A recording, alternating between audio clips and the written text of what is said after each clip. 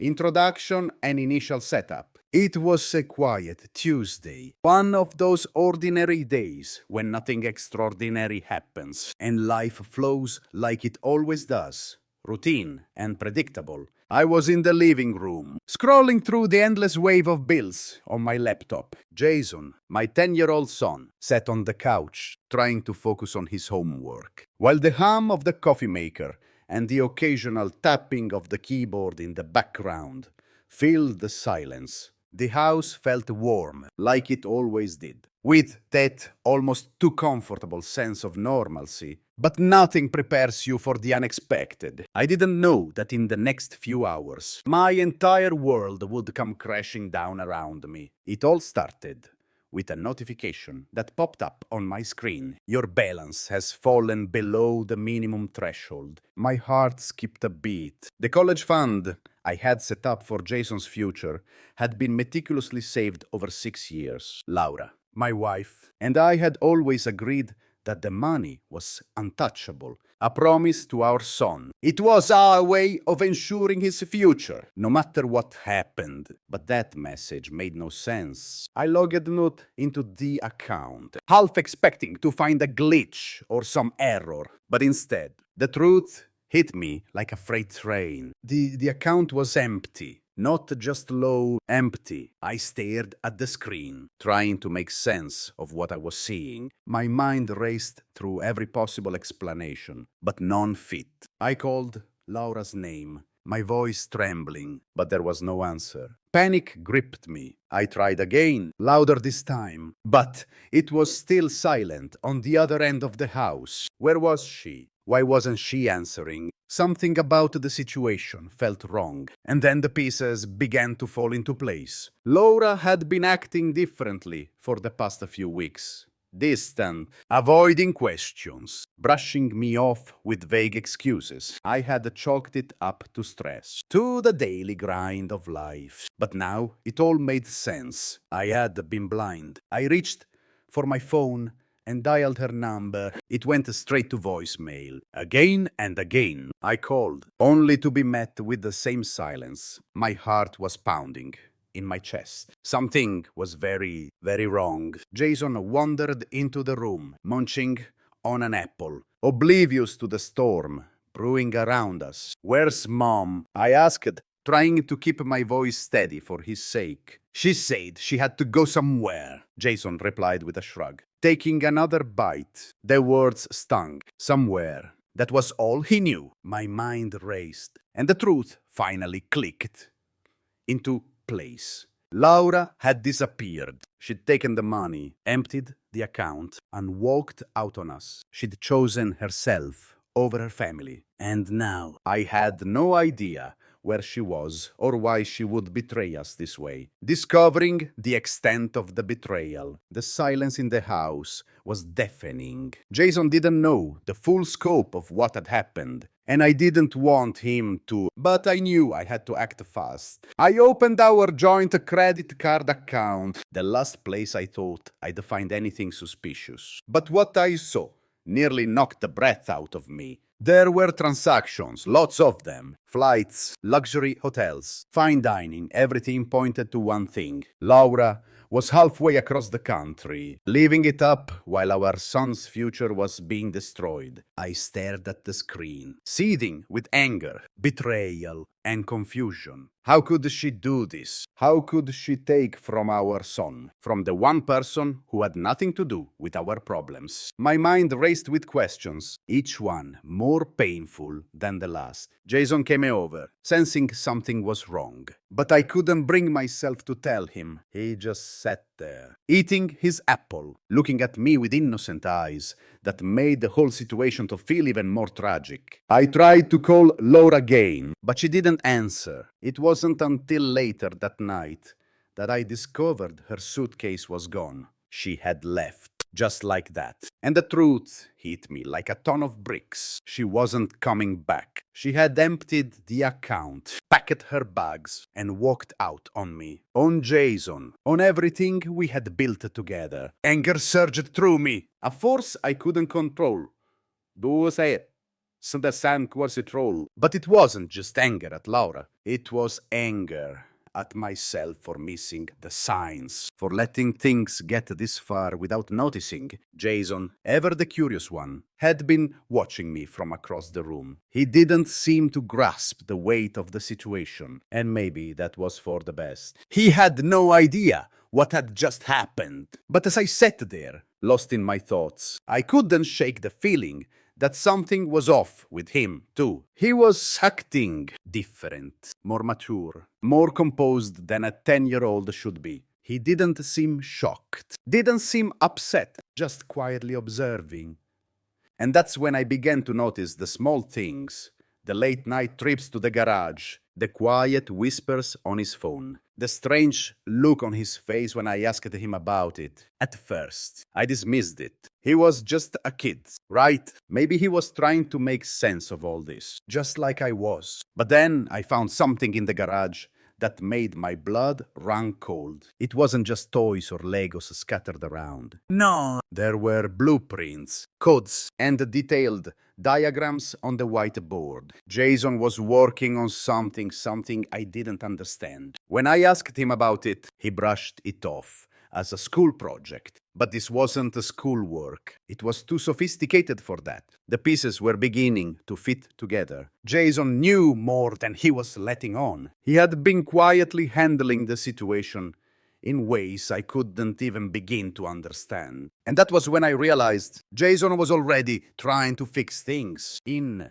his own way. Jason's increasingly secretive behavior. The days following Laura's departure were a blur. I was barely able to function, consumed by a toxic mixture of anger, disbelief, and heartbreak. The house felt hollow without her presence. I had to figure out what to do next. But the truth was, I wasn't sure I could handle this on my own. Jason, however, seemed completely unaffected by the chaos. He went about his daily routine with eerie calmness. Still going to school, still completing his homework, still playing with his Legos as though nothing had changed. But I knew better than to believe that. Kids process grief and trauma in their own ways. And Jason's behavior wasn't typical. It wasn't normal for a 10-year-old to act as though nothing had happened. It started with little things. Glimpses of him typing on his tablet at odd hours. His eyes focused and intense. I thought nothing of it at first. Maybe it was just schoolwork. But there was an urgency in his movements, a secretive energy that made me uncomfortable. One evening, I walked into the living room to find him hunched over his tablet, his fingers flying across the keys. When he saw me, he quickly minimized the screen and casually said, "Just doing homework." Dead. I didn't press him. Not immediately. After all, he had always been good with technology, coding, and gaming. But something didn't sit right. It was as though he was hiding something from me. Something much bigger than a school project. Later, the whispers on his phone became more frequent. I caught him in the kitchen one evening, his phone pressed to his ear. One said to his ear. When I asked him who he was talking to, he froze, looking guilty for the first time in days. Nobody, he muttered quickly, stuffing the phone into his pocket before bolting out of the room. I didn't press further, convincing myself it was just a friend, or maybe even a counselor from school. But the strange behavior didn't stop. Jason began spending more and more time in the garage. At first, I thought he was simply working on one of his usual engineering projects. He had always been a hands-on kid, but there was something about the way he shut the door behind him, the way he locked it whenever he was inside, that made me uneasy. I waited for a few days before I decided to go into the garage and see what was going on. And when I opened the door, I was met with something I never expected. A whiteboard, covered in detailed diagrams and equations. It looked like something out of a spy movie. Codes, charts, and plans I couldn't begin to understand. Jason was sitting at his workbench, soldering something that looked like a listening device. When he saw me, he quickly stood up and tried to block the whiteboard with his small frame. But it was too late. "What is all this?" I asked, my voice shaky with confusion. "Nothing. Dad, just a school project." Jason replied too quickly, his face flushing red. "A school project?" I raised an eyebrow. "Since when does fourth grade require surveillance equipment?" Jason's face grew redder. For a moment, I thought he might actually tell me the truth. But instead, he muttered, "You wouldn't get it," before packing up his tools and heading back inside. I stood there for a long moment, staring at the whiteboard, my head spinning. Jason wasn't just playing around. He was working on something serious, something I couldn't yet comprehend. And as the days went on, the strange behavior only escalated. Jason started asking me questions I couldn't quite understand. He'd ask about Laura's finances. Did I know her passwords? Did I know if she had any offshore investments? At first, I thought he was just curious, maybe trying to piece things together. But I soon realized something darker was at play. Jason wasn't asking because he didn't know. He was asking because he needed the information. One evening, I had enough. "Jason, what's going on?" I asked, my voice firm. "Why are you asking all these questions?" Jason just looked at me, his expression unreadable. "I'm fixing it," he said calmly. "Fixing what?" I asked, my heart pounding in my chest. "You'll see," he replied, before walking away, leaving me standing there with 1,000 questions I didn't have the answers to. The chilling revelation. The following morning, I found Jason in the kitchen again, typing furiously on his tablet. I walked over to him and put a hand on his shoulder. "Jason," I said softly, trying to keep my voice steady, "what are you doing?" Jason froze for a moment before looking up at me, his face calm and collected. "I'm just working on a project, Dad."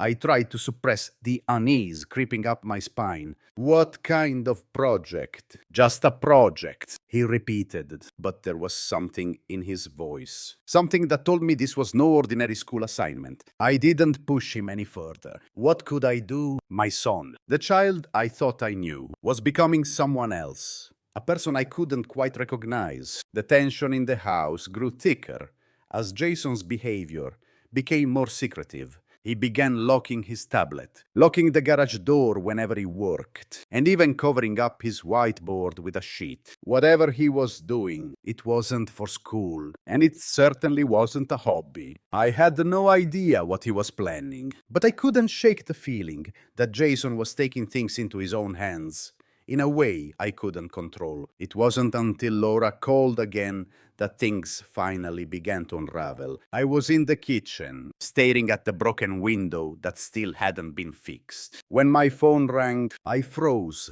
when I saw the caller ID. It was Laura. My first instinct was to ignore the call, to block her out completely. What could she possibly say that would change anything? But a small part of me, a part I couldn't quite silence, wanted to hear it, wanted to hear her explain herself against my better judgment. I answered the call. "What do you want?" I said coldly, my voice sharp with the years of betrayal and pain that had built up inside me. "Alex, please, you have to help me," Laura said, her voice trembling with fear. "Something's gone wrong. Everything's gone wrong. Damien, he's gone. Everything's frozen. The police.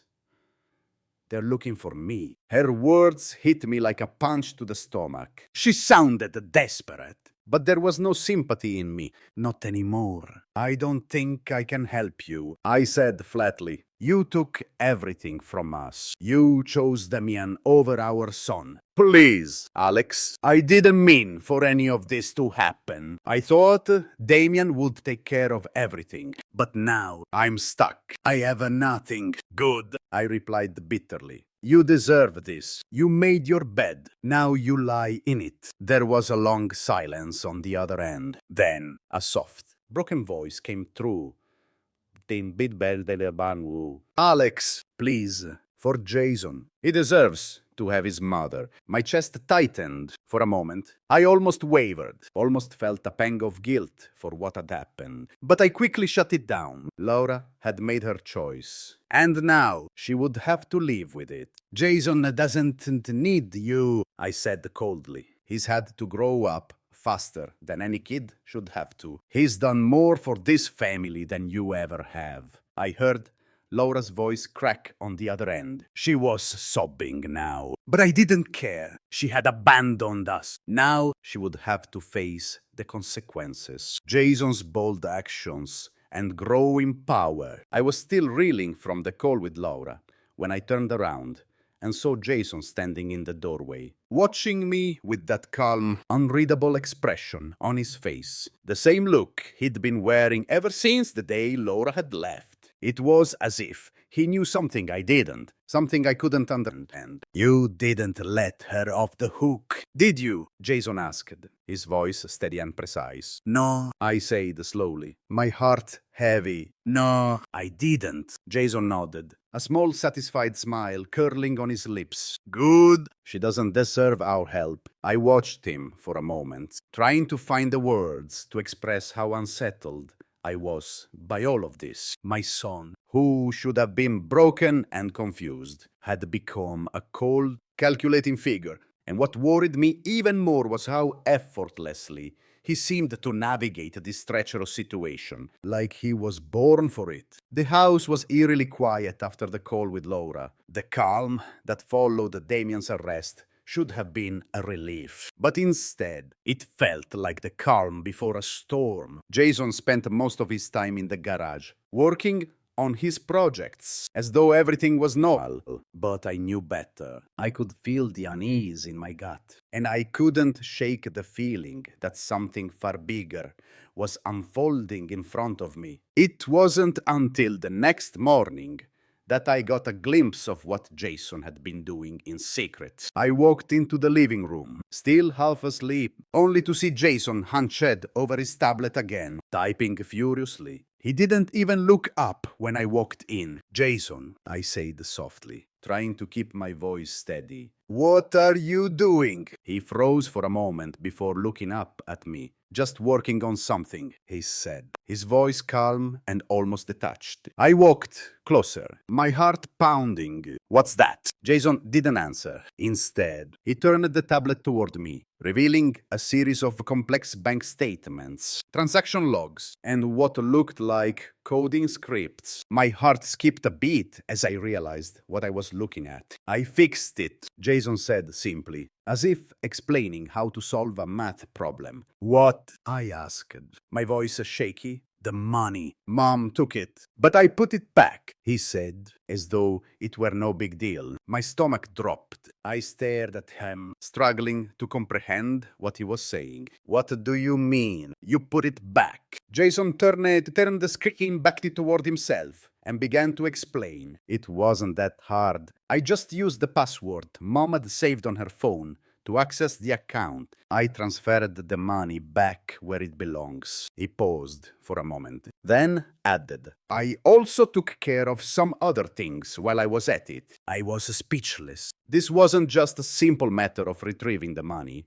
This was something much bigger. Jason had hacked into accounts, tracked down all the transactions, and restored the funds. The more I looked at the scene, the more I realized he had done much more. There were reports of investments, suspicious transfers, and evidence that Damien had been running a long-running scam. You reported him. I asked, my voice barely a whisper. Jason nodded. Yep. I gave all the evidence to the police. They'll find him, and they'll find Mom too. She helped him spend the money. So now they know everything. I stood there, frozen, as I processed his words. Jason, I said, trying to keep my voice steady. You understand that what you've done is illegal, right? I did what had to be done, he replied calmly. Mom and Damien hurt us. They took what was ours. I made it right. I felt a cold shiver run down my spine. This was not the behavior of a 10-year-old. This wasn't just a kid trying to get back at someone. This was a calculated, strategic move. Something far beyond his years. The repercussions of Jason's actions. As much as I tried to wrap my head around everything Jason had done, I couldn't deny the truth of his words. He had fixed things. He had taken control of a situation that I couldn't even begin to understand. But at what cost? The next few days were a whirlwind. Laura's calls became more frequent, but I refused to answer. I couldn't bring myself to listen to her plead for help after everything she had done. But Jason never seemed bothered by it. He moved through life with the same quiet confidence, the same unsettling calm that had started to feel like a weight on my chest. That was when Damien made his move. It started with a phone call. The number was unfamiliar, but the voice on the other end was unmistakable. "You think you're so clever, don't you?" Damien sneered, his voice dripping with venom. I froze. "Damien," I said flatly, "what do you want? You think you've won, don't you? He spat. You think your little hacker fixed everything. But this isn't over, not by a long shot." I glanced at Jason, who was sitting across the room, completely unfazed by the conversation. He didn't even look up. "What are you going to do, Damien?" I asked, my voice rising in frustration. "You're broke. You're wanted. You're finished. I'm not going down alone." Damien growled, "I know where you live. Alex, I know where your son goes to school. If you think I'm just going to sit back and let you ruin me, you're dead wrong." My blood ran cold. Damien wasn't bluffing. This wasn't over. I knew it. Jason knew it, and I could feel the weight of his threat hanging over us. But as I looked at Jason, who remained unmoved, I knew one thing for certain. This wasn't a game to him. Jason stood up, walking toward the door, his face calm and determined. I wanted to stop him, to tell him to be careful, but I couldn't. "Let him try," Jason said, his voice cold as ice. "He won't get far." It was at that moment that I realized how much things had changed. My son, my sweet, innocent boy, had become someone else. Someone capable of handling the danger, the threats, and the chaos that had completely shattered our lives. And as much as I wanted to protect him, I had to admit that he had already taken control of this situation in ways that I couldn't have imagined. As the days wore on, I couldn't shake the feeling that Jason was playing a dangerous game, a game I wasn't sure I understood, but he was playing it well, and for now, that was enough to keep us safe.